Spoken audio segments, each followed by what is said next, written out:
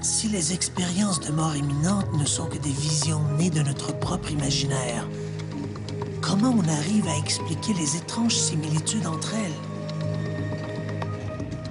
Le scientifique américain Kenneth Ring a relevé 5 stades récurrents de ce type d'expérience.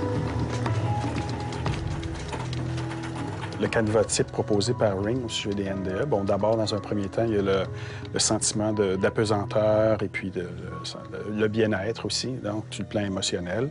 Ensuite, il y a l'impression de quitter le corps physique, donc une sortie hors du corps.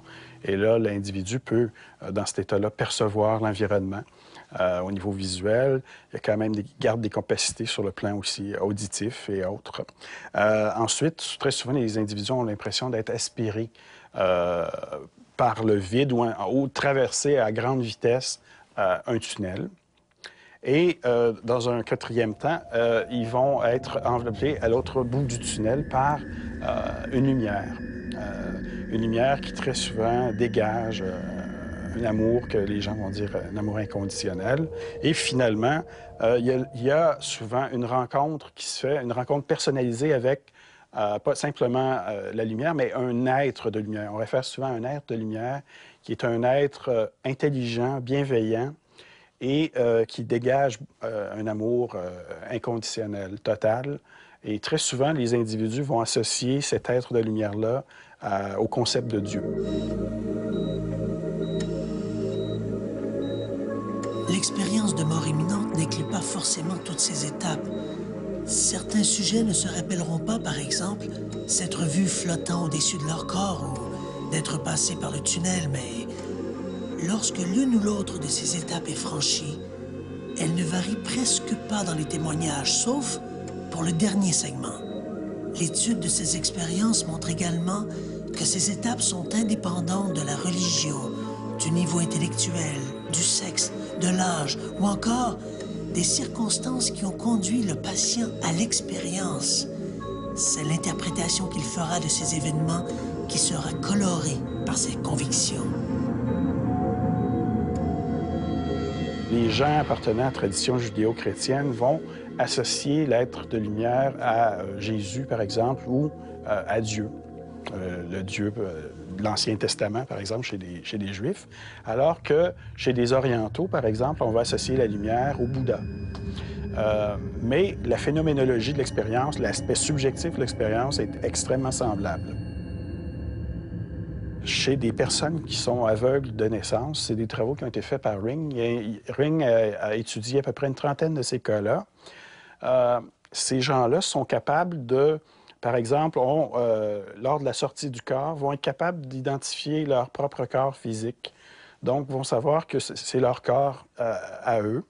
Dans certains cas, ils ont décrit des éléments dans l'environnement qui ont pu être authentifiés par la suite.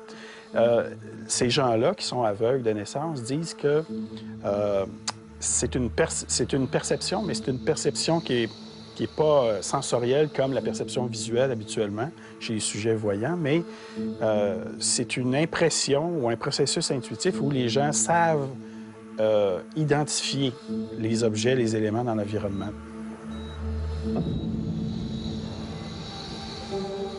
L'expérience n'est pas non plus influencée par les attentes du sujet.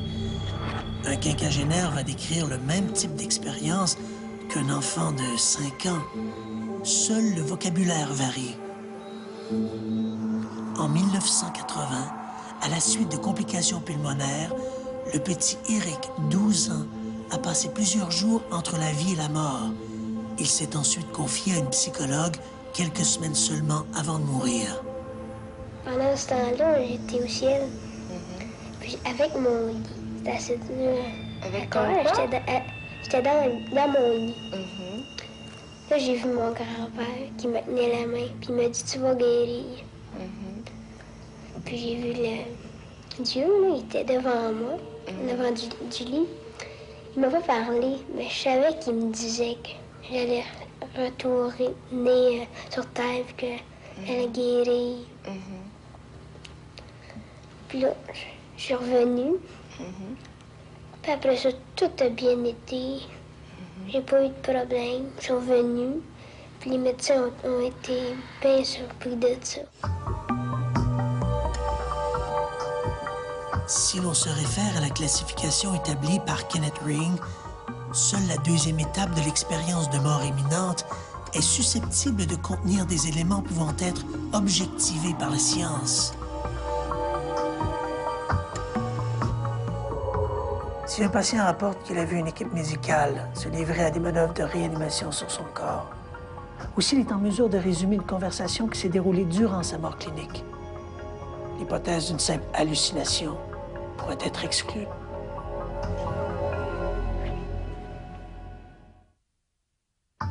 L'anthropologue Shelley Rabinovich est aujourd'hui professeure à l'Université d'Ottawa.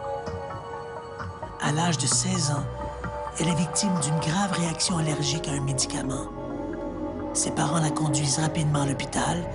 Elle est aussitôt placée aux soins intensifs pour la nuit. C'est le lendemain matin que l'adolescente va vivre la plus transcendante expérience de sa vie.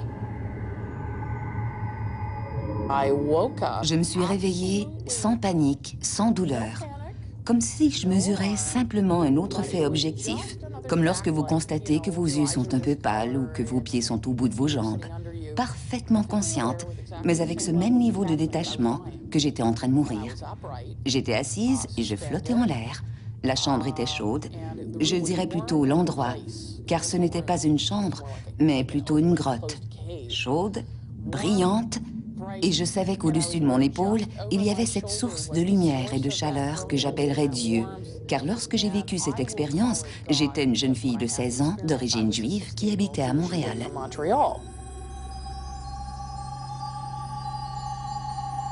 En présence de cette entité de lumière, Shelley, qui a toujours été l'objet des moqueries des autres enfants, comprend qu'elle est placée devant un choix, celui de vivre ou de partir. J'étais consciente que si je me retournais pour embrasser cette présence, il y aurait quelque chose de très beau et que je n'aurais plus besoin de me livrer à tous ces efforts et à tous ces combats pour exister, comme nous le faisons tous. Et à ce moment-là, je me suis dit, non, je ne peux pas. Ça va tuer mes parents. Ils avaient travaillé dur pour avoir leurs 2 enfants. Ma mère avait eu des problèmes de fertilité. Cela allait ébranler ma sœur pour le reste de sa vie. Et cet instant a été comme une véritable épiphanie. Comme si j'avais subitement acquis une conscience inébranlable que j'étais ici pour réaliser quelque chose, que j'avais un travail à faire, une mission. Shelley Rabinovich va mettre plus de 20 ans avant de trouver une signification à cette extraordinaire expérience, ce voyage aux frontières de la mort. Je ne suis pas prête à croire que je suis appelée à un grand destin, mais je crois que je vais être la compagne, le centre dans la vie de quelqu'un qui réalisera quelque chose d'important. Les histoires comme celle de Shelley Rabinovich sont fréquentes. Alors, si l'on accepte que ce souvenir se soit réellement déroulé, il reste quand même difficile à expliquer. Certains critiques croient que, pendant la mort clinique, le cerveau demeure capable d'enregistrer des bribes de conversation que le sujet peut ensuite reconstituer à son réveil. Mais que vaut cette explication lorsque le sujet raconte des événements qui se sont déroulés dans d'autres pièces ou dans des lieux auxquels il n'avait pas accès? Le problème avec les informations obtenues lors de ces sorties hors corps, c'est bien sûr de pouvoir vérifier le contenu de l'information.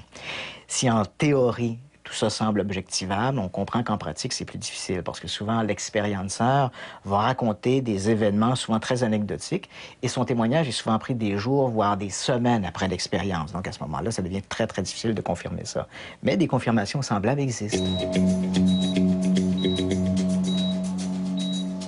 Considérons cette histoire. En 1991, Jean-Pierre Parent, un homme d'affaires de Joliette au Québec, est victime d'une hémorragie cérébrale. Il est conduit de toute urgence à l'hôpital. Malheureusement, on ne peut rien pour lui. Le médecin de garde ne peut que constater la mort cérébrale de son patient et fait placer le corps en disponibilité pour les prélèvements d'organes. Pourtant, Jean-Pierre Parent a tout à fait conscience de ce qui se passe autour de lui. Je me souviens d'une conversation qui s'est tenue au pied de mon lit de l'hôpital Saint-Luc entre le neurochirurgien qui s'occupait de moi, Philippe Couillard, et mon frère Yvon, qui est médecin, qui était venu prendre de mes nouvelles. Et je me souviens très clairement d'une conversation qui s'est tenue au pied de mon lit entre le docteur Couillard et mon frère Yvon, où on parlait que l'hémorragie que j'avais était fatale et incontournable et qu'on aurait peut-être enclenché des manœuvres de cueillette d'organes dans quelques heures si je ne récupérais pas. Et ça, je m'en souviens.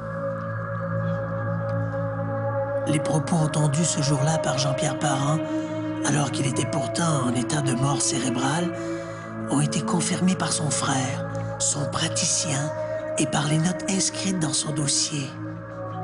Ces témoignages où les sujets en cause, morts selon nos standards scientifiques, arrivent à décrire des événements impossibles à imputer au sens physique, sont un véritable pavé dans la mare des rationalistes. Comment continuer de croire que les expériences de mort imminente ne sont que des hallucinations? La conscience peut-elle survivre à la mort physique? Le cas le mieux documenté concernant la perception donc extrasensorielle en état de mort clinique, là, de mort cérébrale, c'est celui d'une dame qui s'appelle Pam Reynolds, qui est une musicienne à Atlanta. C'est une dame qui souffrait de ce qu'on appelle un anévrisme à la base du tronc cérébral. Donc, l'anévrisme menaçait de se rupturer à tout moment et sa vie était menacée. Et elle a entendu parler d'un neurochirurgien à l'Institut Barrow à Phoenix, en Arizona, qui, lui, pour arriver à opérer ce genre d'anévrisme-là, ce qu'il fait, c'est qu'il plonge l'individu, il arrête le cœur, il stoppe la circulation sanguine, draine le sang du cerveau et il abaisse la température corporelle aussi pour préserver les cellules, par exemple, cérébrales, pour les maintenir. Donc, ce qui est fascinant dans son cas, c'est que on a monitoré aussi l'activité cérébrale avec un EEG. Donc, lorsque le cœur arrête, en général, l'activité électrique du cerveau cesse entre 10 à 20 secondes à peu près, maximalement. Donc, on sait que son cerveau ne fonctionnait plus. On a aussi présenté des sons de façon auditive pour vérifier qu'il n'y avait plus de réponse au niveau du tronc cérébral, donc. Alors, on sait qu'il n'y avait plus vraiment aucune activité cérébrale. Le cerveau était comme non fonctionnel. Il était comme en état de mort clinique, finalement. Et dans cet état-là, la dame a eu l'impression au bout de quelques instants, sortir de son corps et elle a pu décrire beaucoup d'éléments dans son environnement, dont les instruments chirurgicaux qui étaient utilisés, des instruments extrêmement spécifiques dans ce genre de procédure-là. Elle n'avait aucune connaissance de ces instruments-là. Elle a pu les dessiner. L'intervention a réussi. Et après coup, on a pu vérifier que l'information qu'elle rapportait sur le plan visuel était exacte. Elle a aussi rapporté des dialogues entre le neurochirurgien, les infirmières, cardiologues qui étaient présents. Et également, elle a eu l'impression de voyager le long d'un tunnel, de rencontrer des amis, de la parenté décédée, et finalement de rencontrer l'être de lumière.